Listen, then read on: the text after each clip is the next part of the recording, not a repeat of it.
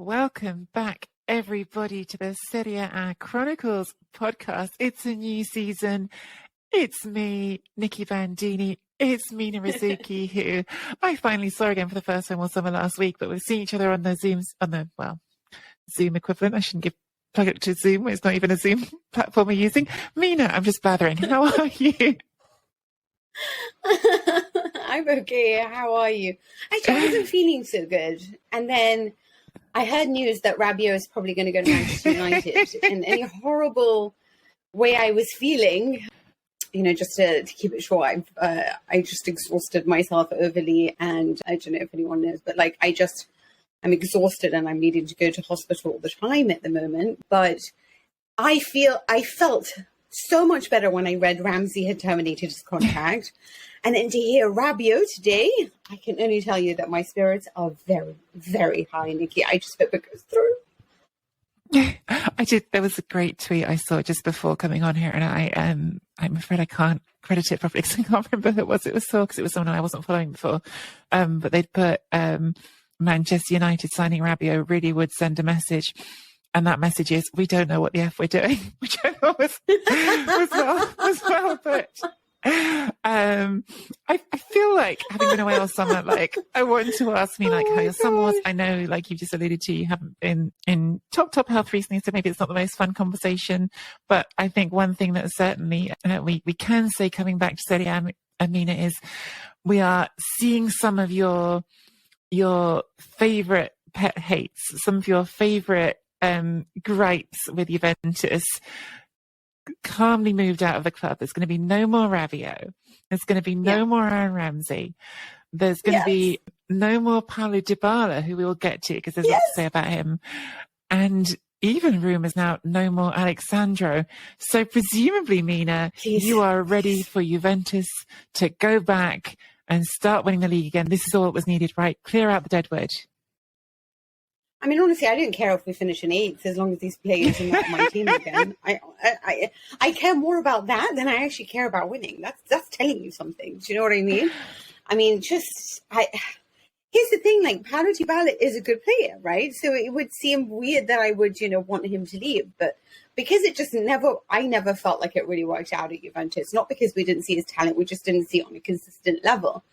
And right now, Roma are totally enjoying him and really having a fun time with him. And obviously, we'll talk about that in greater detail. But all I can think in my head is, how long before you're injured? How long? But otherwise, I love Di Maria. I love that purchase.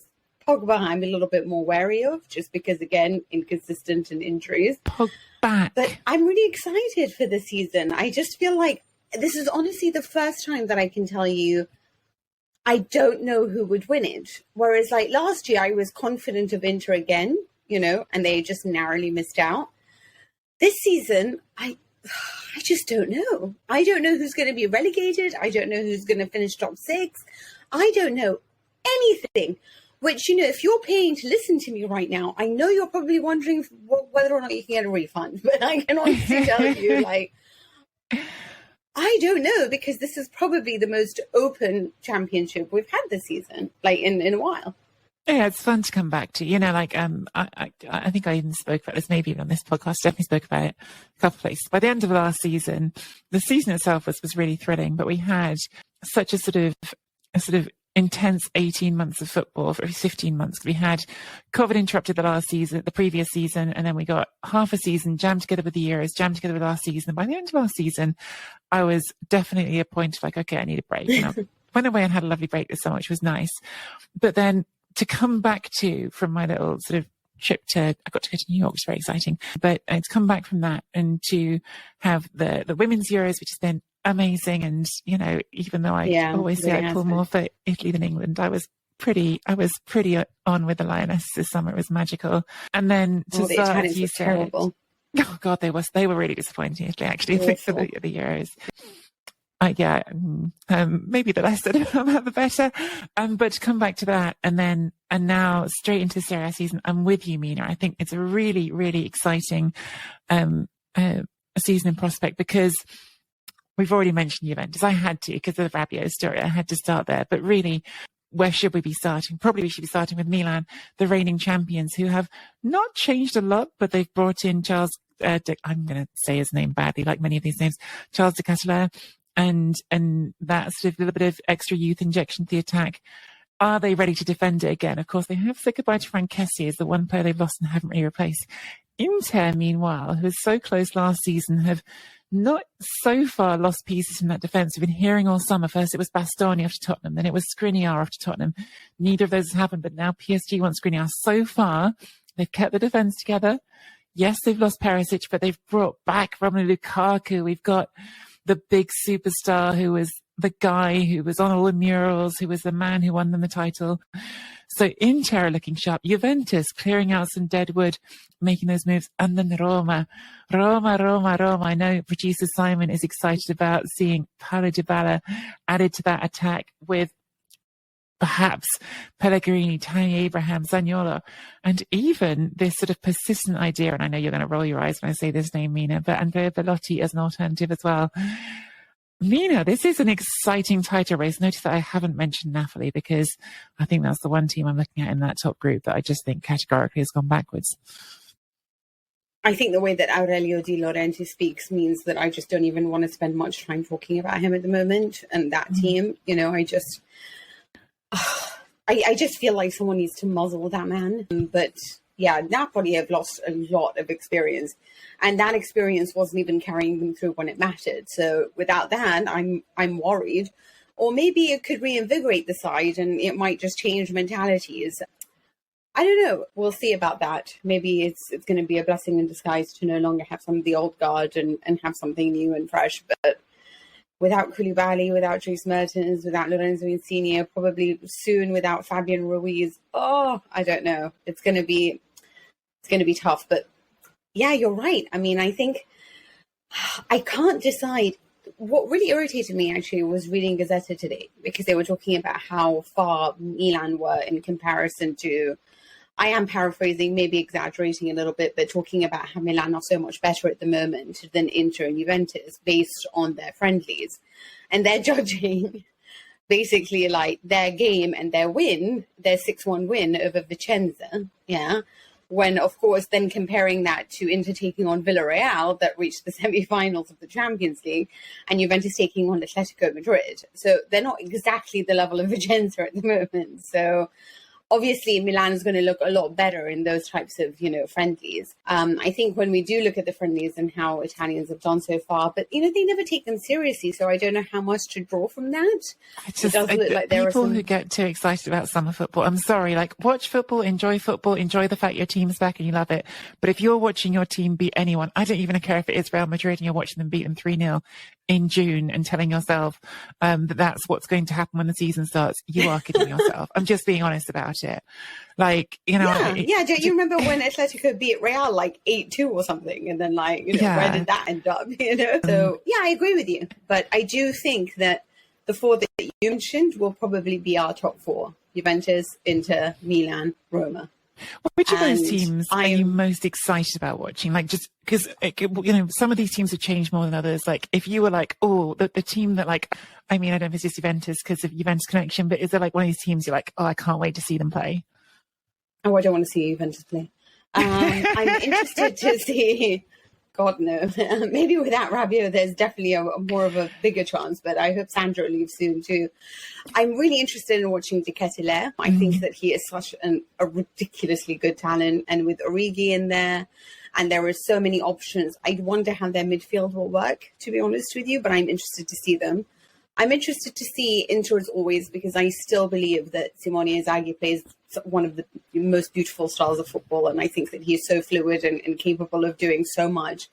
The only thing that stops me wanting to watch Inter is Lukaku, because I just feel like at the moment he's so eager. It's a little bit like, I don't know how to explain, when it's just oh my God, I'm back. Oh my God, oh my God, oh my God, I'm going to shine and tap dance and jazz hands, and I feel like it's too much, and you just know that he's going to score 3 goals and then be like, I don't know why I'm not being compared to Ronaldo and Messi, look at me scoring. And it's dude, but you also failed in other places. So just accept that you're not the world's greatest, but you are very good for Inter. And let's hope that he stays like that. I'm interested to see, though, how he manages it without Antonio Pintus. I do think fitness, conditioning, and everything that Conte and, of course, at the time Pintus bought was so effective. And I wonder how Inzaghi and his team will manage Lukaku. But considering that I think he plays a more complex and sophisticated style of football, I hope that we'll see better from Lautaro Martinez and Lukaku. Roma, though, is the team I think everyone wants to watch.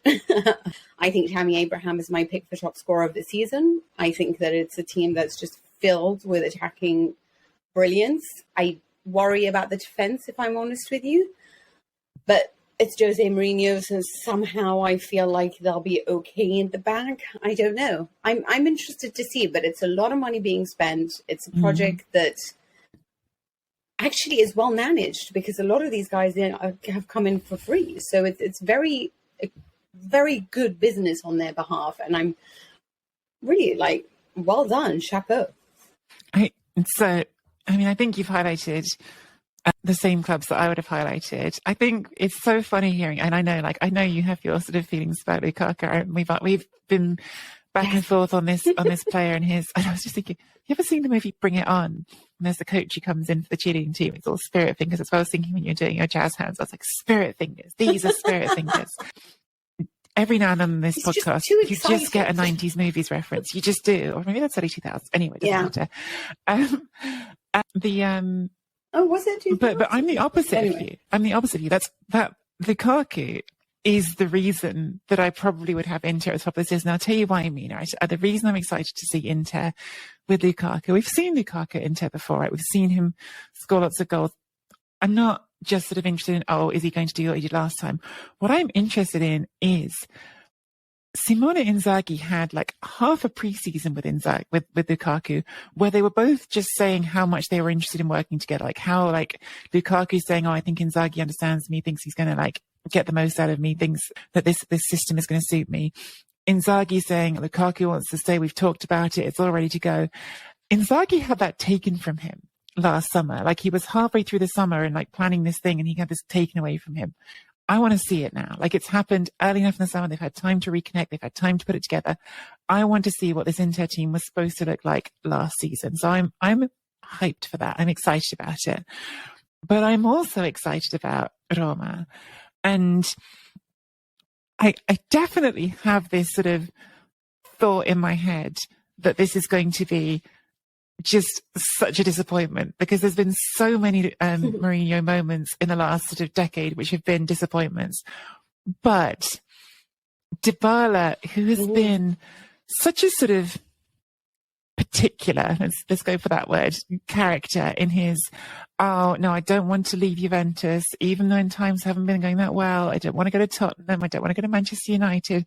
I'd like it in my nice cozy spot where I know where everything is, where I know where the bathroom is, I know where I can put my shoes. Him sort of being sort of forced out of that bubble, was always going to be interesting. And we talked about it plenty of times, Mina, that we feel like he's a player who needs to be sort of given a hug, pat on the back, and told that he's the guy. He shows up in Rome and they have this incredible party, this insane, wild scenes, thousands of fans out there. And you've got Mourinho, who, whatever he is and isn't Mourinho, I think you have to say that one of his greatest talents in his career has been getting into the head of people who feel that they've been slighted. He's been the one who's tapped that chip on the shoulder for them and said, yeah, let's go prove a point together. I mean, think about that Inter team that won the treble. Was it the best team in Europe that season? Probably not. But you had Samuel Eto'o willing to go and play at fullback for him, because Samuel Eto'o wanted to tell Barcelona that they were idiots for getting rid of him. Wesley Sneijder, who I still think was cheated out of a Ballon d'Or that year, not because he was the best actual footballer on the planet, but because he did more that year than any other individual, because he played beyond himself. He played at a level that he never reached before or after that for Mourinho. And I want to know if Dybala has that. I want to know if Dybala has that gear he can go to for Mourinho that we haven't seen before, because the talent is there, but so is, and always has been so far, and we've talked about it to death, and I know it's been a bugbear for you, Mina, so has been that inconsistency, so has been that tendency to disappear. Is Mourinho going to press the buttons that we need for, Dybala was Serie A MVP. I think we said at the time, maybe that was based on a few very flashy games that caught the attention. Can we get 38 games out of that from Dybala, please? I think that there is a point that you make with mentality, and Jose Mourinho is obviously a star at changing that. Him and probably Antonio Conte, I would say, is the other one that's brilliant at that. But with Dybala, it's also a question of injuries. His body just doesn't seem to be able to absorb much of it. And also, he is not somebody who likes to listen to, as somebody who was captain, and a lot of the times would say, oh, do you mind if we push training to a little bit later? To me, it just sort of seems like you're the captain. All this time, all the love and affection shown to you by Giorgio Chiellini, Leonardo Bonucci, and everyone, all the big matches that Juventus have played, I still only remember your appearance against Barcelona, and that's really it, Maybe it was a change of atmosphere. Maybe Juventus was never the team that was ever going to get it out of him. Maybe it was just too many injuries, or he was too comfortable, or I honestly don't know. But he is just a player that, even if he had gone to Inter, I would have applauded, just because, it's just, I don't care where he goes, just as long as he's not on my team. But it's not because you're right. It's not because I don't think he's not talented. It's just that what worries me as well with Roma is that Zaniolo is a player, for example, Juventus have also been linked to. And Zaniolo is another player that I don't feel is very consistent. I think he is magical when he is switched on. Absolutely mind-blowingly magical. But I worry for his attitude sometimes. I worry for how inconsistent he can be. I worry with Lorenzo Pellegrini as well. I think all three players are ridiculously talented. And if they're all switched on, then I think Roma will be such a pleasure to watch. But the only one that I trust to show up day in and day out right now is Tammy Abraham. And so I just hope that there'll be enough there. And I do trust Gigi Wijnaldum. I think that's a brilliant addition to the squad, because I think he's one of the best midfielders out there. And I'm so sorry that he wasn't able to show that at PSG, but this is really a chance for him to show it. And I think what he will provide in that midfield can totally unleash the attack and secure the defense. But it is on Jose Mourinho. It is on him being able to exploit all of that talent when it is the big matches and he might be a little bit worried and does on the side of caution, or whether he will unleash and say, let's have fun, guys, because he has done that before. His Madrid side did score the highest number of goals at the time. So it's not like he can't play attacking football. We know he can. But I'm interested to see whether inconsistencies will be something to worry about over there or not. But I still feel that right now, the way that I look at it, Inter has the deepest squad. Inter has the strongest squad. So they should and are my pick for the title. Yeah, I think it's really, I've just said, people get way too sort of caught up in preseason results and preseason football, which they shouldn't. But I think it was really funny that there was this game, Roma just thumped Shakhtar 5-0, and it's been getting lots of social media play because there's a few moments of really beautiful interchanges between Dybala, Pellegrini, Abraham, Zaniolo, and you think, gosh, it's exciting when it works. And it made me really laugh because a lot of those are getting shared around a lot, I suppose, on Italian football Twitter.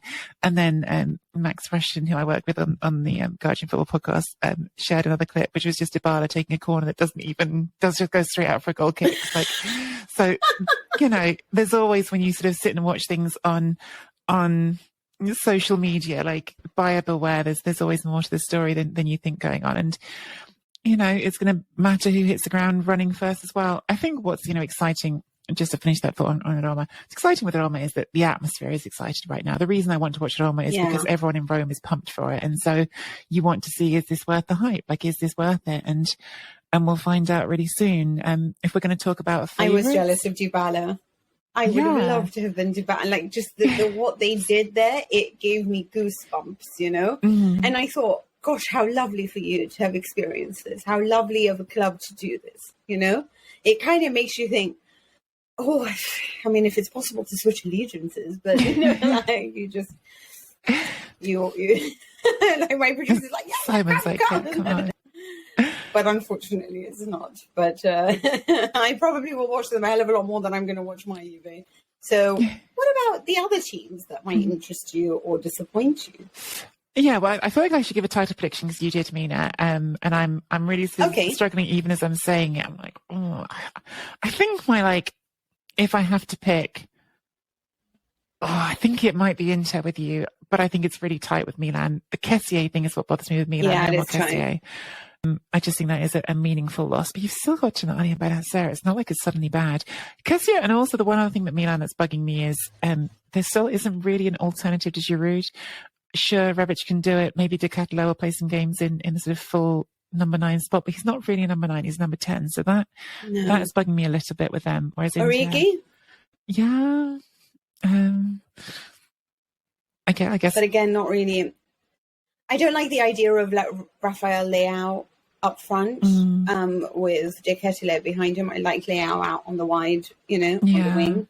So I hope that he doesn't do a trequartista thing and just sticks with sort of 3 behind the striker. But yeah, they are kind of dependent on their old boys that don't really have the health right now to show or to play every game, right? Yeah, exactly. So that's my concern with them. On the other hand, still a very young team, still great manager. I have a lot of faith in them to do well.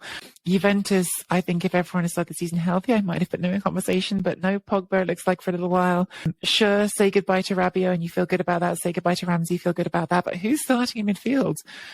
Literally in the first week of the season, is it going to be Fagioli and Zakaria? Maybe that works alongside Locatelli, but Chiesa's out for a bit longer as well.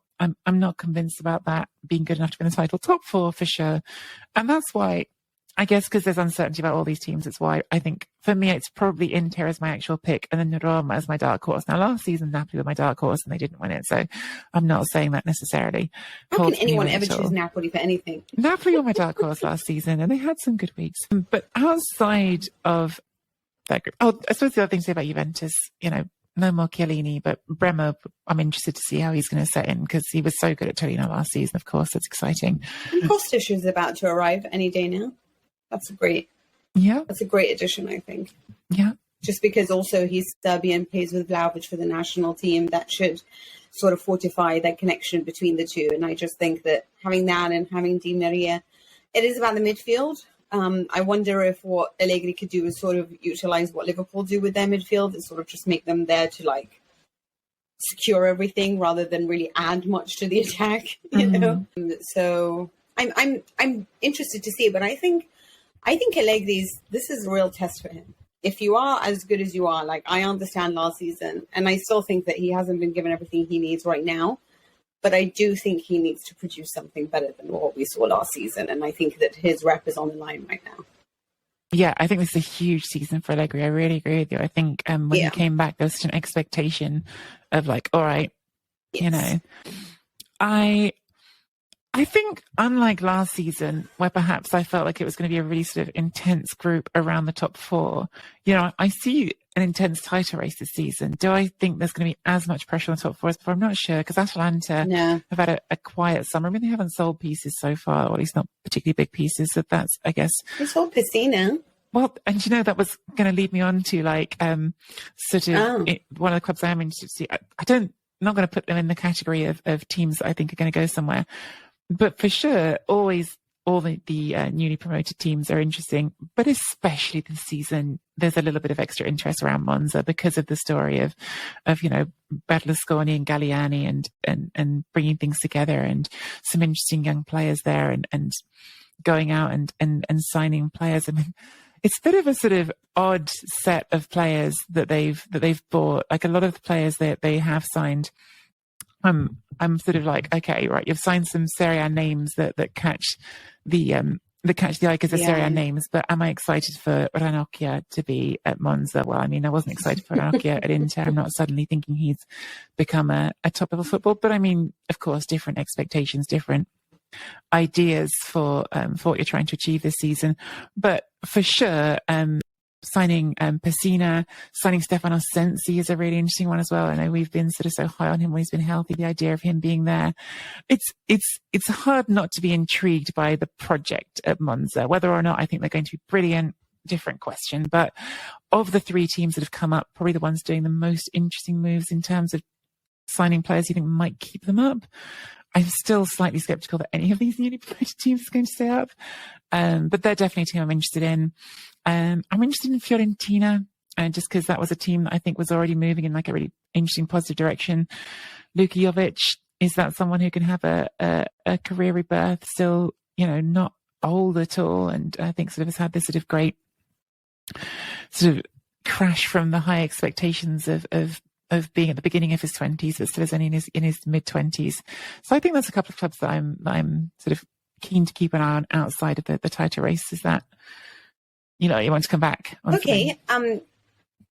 Well, I was going to say, sort of let's divide it, and in the sense of who do you think will make top six? Okay. And as in the teams that you think will challenge for 5th and 6th, because I think we sort of agree on the top 4. But then who and which teams do you think will or are open to being relegated? Because there's quite a lot of teams that I'm worried about, honestly speaking. And that includes obviously the newly promoted. Monza, I agree with you, but again, Stefano Sensi, is he ever really not injured long enough for us to see how brilliant he is? And can he bring that back? Ranocchia, exactly what you said before. Caprari, Carboni, Brindelli, they're none of these that make me think, wow, but at least they have the experience possibly to stay up, maybe in 15th sort of position. I worry for Lecce. I worry a lot for Cremonese. Neither of them feel like they've made the sort of signings you need to hang on. But I mean, there are other weak teams in Serie A, so yeah. Empoli, I think right now, I mean, they lost Samuele Ricci, and then they just couldn't win anything in the second half of the season. And now they've lost his backup in Aslani to Inter. So I'm just like, I don't understand. They got rid of Andrea Azzoli to bring in Paolo Zanetti, who was with Venezia, who did well, but perhaps not well enough, I think, to steer Empoli out of this mess, really. They do have Mattia Destro. They lost Pinamonti. I'm worried about them. I'm worried about Salernitana. So I would say those are my picks to get down. I think Monza has enough experience to probably overcome that horrible battle at the bottom. But I look at these sides, I even think Sampdoria. I was literally about to ask you, have Samp done enough? I mean, I love Ciccio Caputo, but even saying goodbye to Candreva, who a million years old, but is that someone who's going to be missed? I don't know. There's a lot missing, isn't there? Exactly. So I think that what's interesting is that there are a bunch of good teams, very good teams, and a bunch of really bad teams, And I'm surprised by the number of bad teams that there are this season. I'm a bit excited about some of the newly promoted sides, but I do worry. As for Fiorentina, I'm so interested to see Luka Jovic. I think under Italiano, he can make everyone brilliant. And Jovic at the time was really brilliant. I mean, I know Real Madrid, unfortunately, it wasn't a situation that works, but very few people really work in Real Madrid. I think that's why Totti continues to tell us about why he rejected the proposal. Which I think is the reason his wife was like, right, I can't listen to the story anymore. We just got to separate. But that is mean, but it's so cruel. It is so cruel. But anyway, but I think that maybe Jovic can do something at Fiorentina. I'm a little bit upset about the fact that they haven't brought in many people in the midfield, and obviously they lost a great player in. I forgot his name, the one who moved to Galatasaray, who came from Arsenal. Herrera. Oh yeah, of course, yeah. I'm upset about that, but otherwise I think he's a brilliant addition to any side. So Bologna is another one. What if they lose Arnautovic to Manchester United? Yeah, what a weird transfer rumor, Arnautovic to Manchester United. I mean, Manchester United are making some moves, eh? Him and Rabiot. Yeah. And I just think, oh my God. That's not Manchester United signings, are they? That's very odd. But Yeah, I think I agree with the sort of group of teams that you're interested in for the relegation fight. There was one other name I meant to mention earlier. I was talking about Monza. I don't know how much he'll play, but I'm really curious about this kid, Samuele Vignato, who is like 18 years old. I picked him out for the Guardian's Next Gen project, where we sort of pick out the under 16s who are emerging every year. And when he got signed by Monza, it was a big deal because there were some Serie A clubs asking after him. You know, he's a young number 10. He didn't play that much in Serie B last season because he is still so young. But now he's 18, and I'm really curious to see if he gets some game time this season and whether he can fulfill some of that hype, because really, like, a lot of hype around him as a teenager. I think. What about Lazio?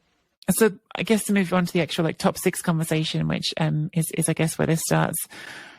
Yeah, not inspired by Lazio summer, not inspired by Napoli's summer. I mean, just to talk about the sort of ins and outs. Well, let's do Napoli first. Napoli obviously said goodbye to Osimhen, not Osimhen, to Koulibaly. Sorry, Osimhen's the one good piece they've still got. Yeah, I was going to say. I mean, you know, don't rule it out with De Laurentiis, but said goodbye to Koulibaly, and this is not from the end of the season, it's from like March, but there was a stat I saw from like March in Serie A last season where I think if Osimhen was playing, the difference between Osimhen, why do I keep saying Osimhen? She's got Osimhen on the brain today. The difference between Koulibaly in the team and not in the team was about 0.8 points per game for Napoli last season. So absolutely drastic difference. It's pretty much the same for Osimhen. Yeah, I think it might not be similar, similarly impactful. But you said goodbye to him and you replaced him with Min-Jae Kim. I don't know much about Min-Jae Kim, right? He's come from Fenerbahce. I'm curious to see how he gets on, but it feels like it's going to be a big step down from Koulibaly. They've also brought in the winger whose name I'm going to be mispronouncing all season, Kvaratskhelia. Oh, God, yeah. There's sort of a lot of curiosity about, because, again, sort of 10 million euros on a player who we haven't seen playing for a top club in Europe. I suppose 10 million euros isn't that much nowadays, but curious, but not things to get excited about. And to draw a contrast between Roma in particular, because we were talking about Roma and how great the atmosphere has been. I mean, absolutely sort of open hostility at this point between the fan base and the ownership, and indeed Luciano Spalletti as well, I think is becoming rapidly unpopular amongst the fans at Napoli. So that's why I'm really struggling to see them breaking into the top four. But at the same time, simple sort of, is there enough talent in the team to finish in the top six? Of course, I'm putting them in top six conversation. Lazio, again. If they get Raspadori. Yeah, would be a nice signing for sure. That's someone who actually like fits this gap for, losing Insigne, losing Mertens. I think it's just the level of sort of identity that you've lost with those names, right? Because Insigne is your captain, and then Koulibaly's your deputy captain, and then Mertens is the other sort of old sort of, I don't know, hand in the locker room, the sort of old leader. It's a lot of sort of, I don't know, there's a lot of identity wrapped up in those players that I think is lost. For Lazio have had a quiet summer. It hasn't been sort of like such an openly bad summer as I'd say Napoli have had, but they haven't made moves that make you sort of feel like, oh, excited for what they can do. I mean, completing the deal for Zaccagni, bringing in Romagnoli, it'd be nice to see him have a rebirth. Obviously working with a manager who once upon a time, sadly, did have this reputation for working very, very well with defenders. Marcos Antonio from Shakhtar, kind of interesting, but yeah, there's not a lot there that jumps off the page at you, is there? Well, also it's a little bit worrying to see if Luis Alberto, who is unhappy there, what he's going to do. I mean, he did want to move to Sevilla, but with Isco moving there, that looks like he might have to stay at Lazio. And then obviously it remains to be seen if they can hold on to Milinkovic-Savic until the end of the transfer market. You want him in Juventus so badly. Oh, I desperately want him there. But I honestly think that, for United that's going around buying, I don't know, players from Bologna and rejects from Juventus, then that should really be the guy that you're going for, But I'm interested to see if someone's going to just wise up to the brilliance that he is and if they can hold on to that. But I worry about them because also there's a possibility, Acerbi's probably going, That's a lot of experience in their back line. I know he hasn't got a great reputation when it comes to the fan base who dislike him deeply now. But he is somebody who offered, he's an Italian international, so he offered a lot of experience. And and he's important to that back line. And hopefully Romagnoli can do enough to ensure that they're still safe at back. But I worry for Lazio, honestly speaking. I do trust that Sarri is good enough to get them somewhere far, but when I look at the competition, there isn't that much, because I don't know how much I believe in Torino either. So who is really pushing for a top 6 position? We're talking about Fiorentina, possibly Torino, possibly Lazio. That's really it. Yeah. I mean, Atalanta. Yeah. Yeah, Atalanta, absolutely. Torino, obviously, saying goodbye to Roma is a big loss.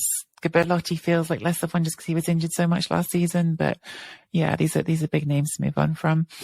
I think that is what we've got time for today. I wanted to take this sort of moment to sort of address what our plans are for this season. Mina, obviously, we worked our bums off last season to try to get a sponsor for this podcast, and continue to over the summer. It's been a frustrating process, because this podcast, thanks to you guys listening, was pretty successful in our first season. We had 40,000 monthly downloads, 10,000 downloads a week, more or less, which is really sort of very much in the category that we were hoping for, and we were really proud of. Unfortunately, we just haven't been able to find a solid sponsor to allow us to keep the show free to air, as it were. If something comes along, that's still an option we'd love to pursue. It's still the option that we'd prefer to pursue, but we just haven't been able to find that. And so we are going to be moving this season to putting the podcast as a Patreon-only podcast. We would love it if you feel like you can support us and come along with us on that journey. But unfortunately, we are going to have to find a way of making this podcast sustainable. And that is the way that we... also, because it's not just us two. There's a lot that goes into this podcast, and it's really for all of us to maintain or make sure that it's sustainable. Yeah, I mean, I want to be explicit about this. I think open is always the best policy. We're not doing this to get rich. This is not a podcast that's ever going to be some giant money spinner. We just, need it not to be costing everyone money to put together, because we have got, a producer, Simon, who works on it for us every week, and it needs to support itself as a show. And that's why we think Patreon is the way going forward. With all of that in mind, if you are up for supporting the show, for coming with us on that next step, SerieAChronicles.com/Patreon is the spot to go to get our content. But otherwise, please join us on this journey, just because mostly you really do want to listen to me laughing about Dybala or potentially crying about how this even happened and how he went from being the total, inconsistent, sort of annoying man who wanted 10 million to being like the flower that just scores every goal for Roma. You never know, but you surely want to hear us talk about it, So join us, and you can do so by subscribing at SerieAChronicles.com/Patreon.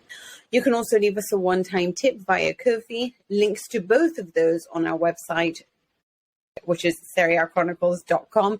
For a second there, I forgot our website address. Find us on Twitter at Nicky Bandini and at Mina Rzouki. I know that I haven't been there, but I promise you after Rabiot's news today, I will be back and blazing. Just fingers crossed that it goes through. Just imagine this guy really takes off at United. I don't know. Follow Serie A Chronicles on Twitter, Instagram, Facebook, and YouTube. And hopefully you can continue to enjoy all the innuendos, all the madness, and the funny tit for tat that me and Nicky have. Ciao. Bye.